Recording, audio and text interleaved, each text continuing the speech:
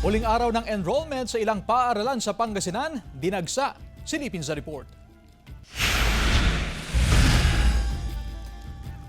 Sumabay sa dagsa ng mga nagpapa-enroll ngayong araw si Aling Mercedes kasama ang kanyang anak mula sa Mangaldan, Pangasinan. Hindi raw nahanap ni Aling Mercedes na i-enroll ang anak dahil sa dami ng ginagawa sa bahay. Kaya ngayong huling araw niya minabuting ipa-enroll sa Mangaldan National High School ang anak na incoming grade 7 student. Dahil sa trabaho, madam. Pero kumusta naman pang enrollment ngayon? Mabilis po. Sa datos ng DepEd Region 1, nasa halos 250,000 na mga estudyante pa lang ang na-enroll simula noong June 9 hanggang kahapon, June 12. Mahigit 800,000 pa ang hindi nakakapag-enroll kung ibabase ang datos sa total enrollees noong nakaraang school year na nasa mahigit 1.1 million na estudyante. Biglang angat ito, ma'am. Mag-increase sigurado itong number of enrollees.